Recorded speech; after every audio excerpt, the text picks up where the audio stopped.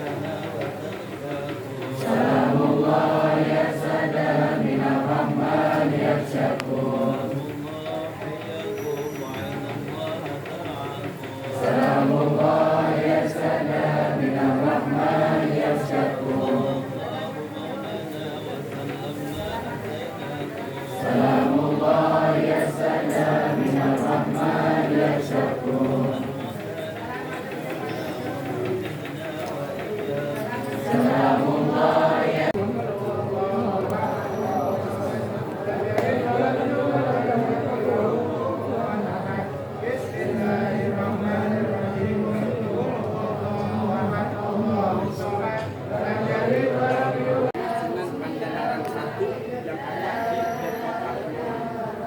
Nah ini beliau Sunan Pandanaran 2. Sunan Pandanaran 2 Adipati Semarang yang kedua meneruskan ayahnya Adipati Semarang atau Adipati Pandanarang yang tinggal bahkan nama Semarang diambil dari beliau yang ada di Semarang. Beliau hidup sekitar tahun abad ke-15 sampai ke-16. Beliau cucu dari Maulana Ishaq. Jadi nasabnya beliau, silsilah beliau namanya Syekh Sayyid Muhammad Hidayatullah Sunan Pandanaran bin Sayyid Abdul Qadir atau Sayyid Maulana Islam Sunan Pandanaran 1 bin Maulana Ishaq bin Ibrahim Asmarabandi bin Syekh Bunadil Kubra bin Syekh Ahmad Shah Jalaluddin bin Abdullah bin Abdul Malik bin Alwi Amil Fakih bin Muhammad Syahid Narbat bin Ali Khalid Bashar bin Alwi bin Muhammad Syahid Syama'ah bin Alwi bin Ubaidillah bin Al-Imam Haji Al-Allah Ahmad bin Isa Al-Rumi bin Muhammad Al-Naib bin Ali Al-Uraidi bin Ja'far Al-Sadiq bin Muhammad Al-Bagir bin Ali Jainal Abidin bin Sayyidina Hussein bin Ali bin Abi Talib wa Jawdatul Fatimatul Zahra binti Rasulullah Sama barik Ada bisa ulang? Enggak. Ustaz aja yang bisa. Jadi beliau seorang sayyid, seorang habaib. Beliau meneruskan daripada yaitu kerajaan daripada ayahnya Adipati Semarang. Beliau meneruskan Adipati Semarang. Singkat cerita, beliau goyah keimanan dan kebatinannya. Suatu ketika pada saat menjabat sebagai Adipati Semarang, goyah keimanannya. Yang jadi peninggalan dari ayahnya yang ditelantarkan oleh beliau. Dan ketika itu juga memimpinnya beliau jadi pemimpin yang pada saat itu dikatakan angkuh, sombong, semena-mena. Melihat hal yang demikian, Sultan Demak Bintoro, Raden Patah, Panodorbomo itu langsung melihat itu mengirim Sunan Kalijaga. Untuk menasihati, untuk menegur. Dinasihati, ditegur, diarahkan, sadar beliau.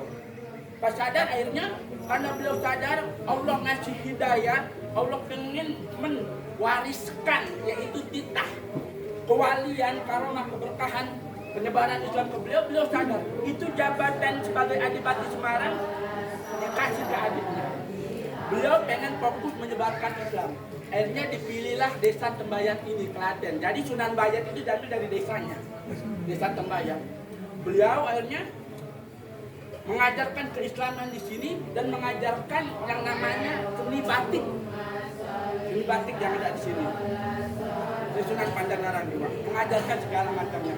Sunan Kalijaga dinasihatin. Akhirnya Sunan Kalijaga balik ke Demak untuk musyawarah.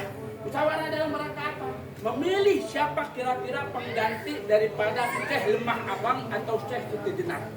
Setelah ditanya-tanya begitu, Sunan Kalijaga bilang yang pengganti daripada Syekh Siti Jenar adalah Sunan Pandanaran. Pandanaran 2 beliau. Pengganti daripada Syekh Siti Jenar. Itu. Jadi hikmah yang bisa kita ambil ya pada akhirnya dunia segala pun yang ada yang kita Allah kasih di sini itu bukan suatu tujuan, bukan menjadi suatu tujuan, tapi dijadikan bekal untuk kita menghadap Allah Subhanahu wa Ta'ala. Itu sedikit nggak boleh. Islam wajib kaya, harus bisa, tapi dunia jangan sampai ditaruh di hati. Tapi bagaimana kita jumut dunia taruh di tangan. Biar dunia itu bukan dunia yang ngatur kita, tapi kita yang ngatur dunia. Mudah-mudahan seperti itu, dan mudah-mudahan orang kita semua yang ada di sini yang berjalan kepada beliau, dia naikkan ya, apa dah? Anggap aja kita dari manasik naik ke Jabal Rahmah. Mudah-mudahan yang pulang dari sini jarang langsung berangkat umrah. Amin.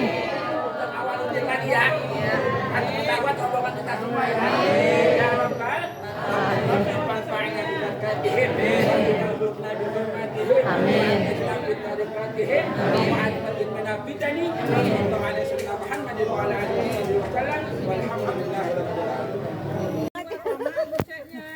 Ya udah nggak apa-apa, tunggu. Kayak kemarin aja tuh, Ida pulang. Gak muat. Enggak, Bu. Pade kan gini. Pade mau ngikut jemput Zaki, kata Zaki. Jangan, banyak koper. Kata Ence tadi, kalau nggak hujan sih nggak apa-apa, koper di atas nanti naruhnya dipakein serpa, katanya gitu ya. Kalau nggak hujan, kata Ence gitu. Ah udah. Kan temennya ada mengikut 3 orang tuh, makanya suruh kakak kan kakak Zaki duduknya. Pak itunya mana sih?